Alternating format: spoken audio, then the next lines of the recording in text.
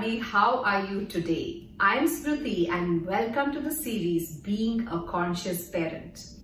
In this video, we are going to look into the illusion of having a perfect life. And in order to do this, we need to first see what is the definition or the meaning that we have added to the perfect life in our dictionary. The recipe for a perfect life.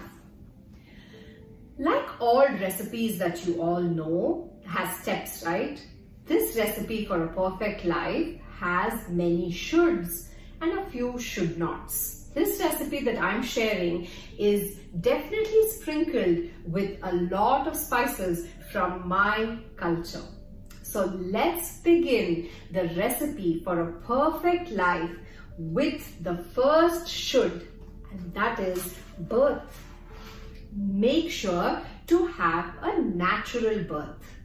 You know that push kind of birth? Yeah, so that's the one. So make sure to have a natural birth. We come to the second should, and that is the gender. For this recipe to be effective, the baby has to be a boy baby, a male baby. You know, when the X and the Y chromosome come together, the kind of baby that you get?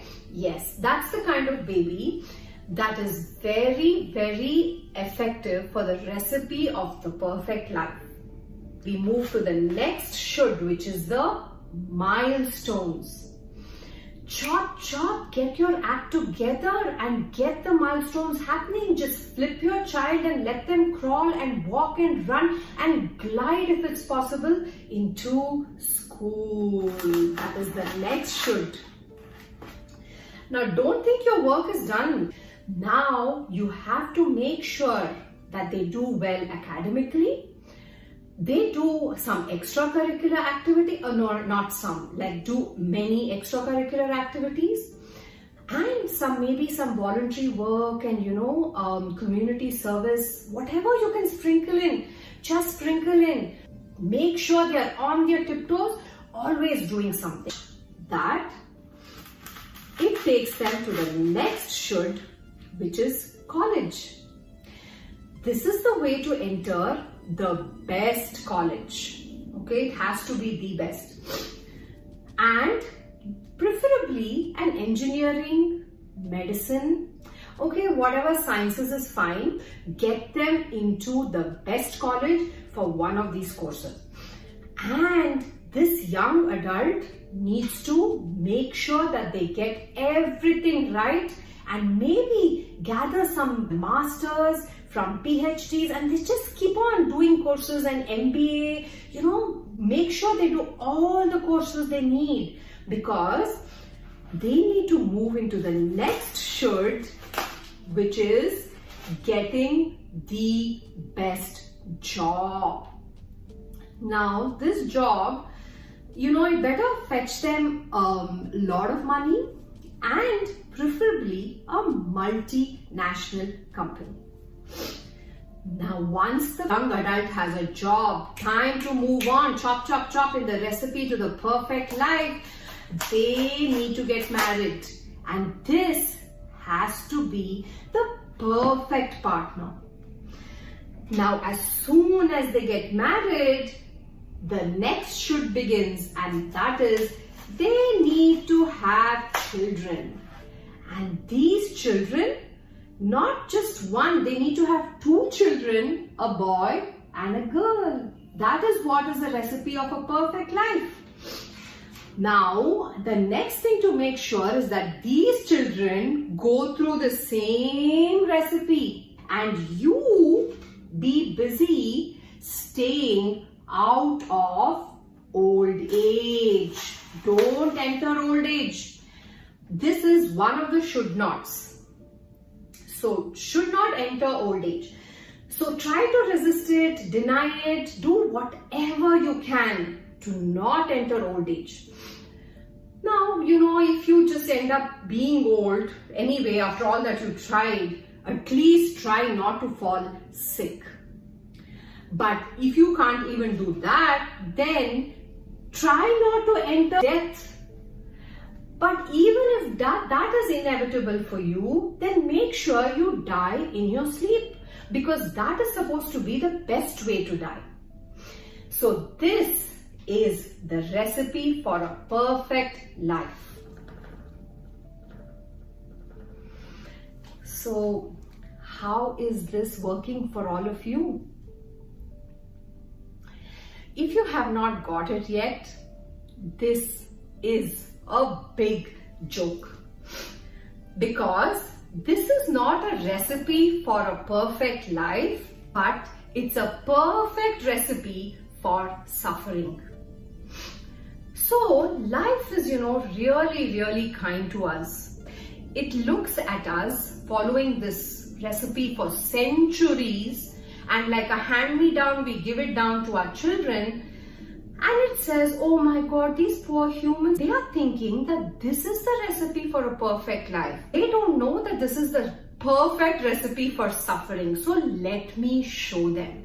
So how does life show us? It shakes one of these shoulds, and these shoulds are all our belief systems, and it shakes it up.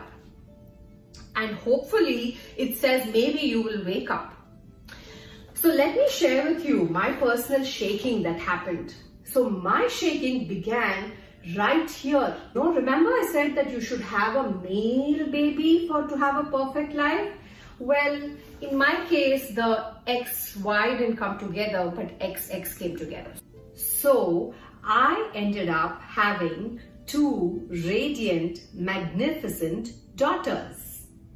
But culture did not wait to tell me that it was not the best. So I had to look into this belief system and shatter it, chop into tiny pieces and destroy it, so that I could see my beautiful, magnificent, radiant children for who they truly were.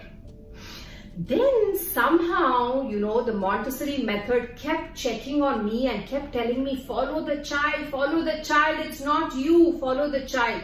And somehow I came all the way till marriage. And now, right now, in this current moment, life is nicely shaking this pillar of marriage for me. Because my daughters do not have the same idea of marriage that I had, which was a hand-me-down. So I'm having to deconstruct the belief system around marriage. So life gives you many chances to wake up. It shakes you, wake up, wake up, wake up. The way it shakes us up is in 2 ways. One, it gives you a rebellious child who says, no, enough. Or it shakes and shatters one of these belief systems. It starts, somebody comes and knocks on your belief system and says, hey there, have you thought about this? And that's the time to delve in and see, what is it doing to me? Come out of that illusion that there is something called a perfect life. There is no perfect life. So what conscious parenting tells us is to keep this recipe, which has been a hand-me-down, to the side, put it away, and align with your present moment and your child's present moment.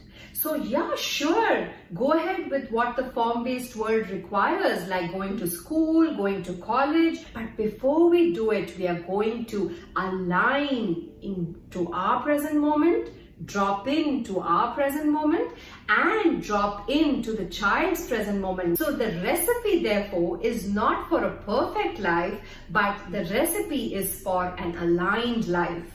And if you want an aligned life, what we need to do is align into our present moment and our child's present moment and see what works for the child and then move on.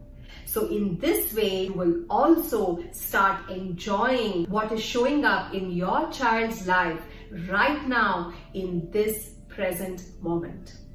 So thank you for listening, and until we meet again, start hacking down those belief systems and meet your child in their present moment. Thank you and bye-bye.